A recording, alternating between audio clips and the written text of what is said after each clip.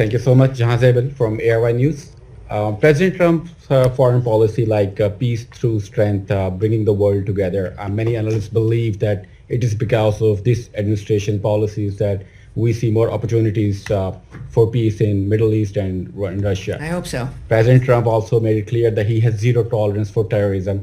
So when we can expect some like military actions against terrorist networks in Afghanistan, like we have seen in Yemen, because those terrorists are using American weapons left by Biden administration against neighboring countries like Pakistan. Yes, you're seeing the breadth of what we're doing regarding and the tools we're using to deal with terrorist networks. That's been clear, I think, in every briefing. When it comes to Iran, I certainly can't speak to the nature of our choices when it comes to that country, but it's a worldwide effort. It's in both hemispheres, and in part, this is what addresses, of course, our desire to make sure that NATO is strong and reaffirming our commitment to NATO because of that area. But we also, of course, as the United States, have to deal with other areas and other major regions and the entire globe. So it is worldwide. In that particular instance, I can't give you any specifics. Yes, Eric. The Russia-Ukraine war would never have happened if President Trump had been president at the time. Now he remains committed to reversing the disaster that has unfolded.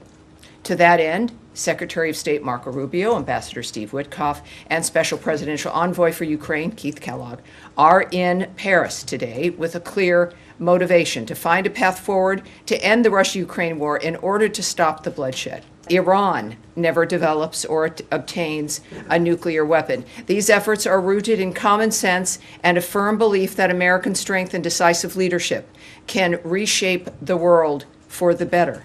Today, the United States sanctioned the International Bank of Yemen for its financial support of the Houthis, as well as key leaders or officials of that bank.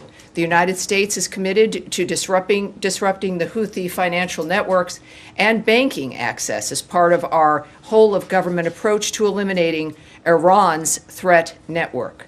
There is a Chinese company providing satellite imagery to the Houthis. The Houthis. And we are aware of those reports. That has been, I think, reported originally perhaps by the Financial Times.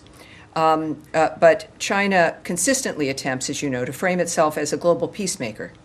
And however, it is clear that Beijing and China-based companies provide key economic and technical support to regimes like Russia, North Korea, and Iran and its proxies.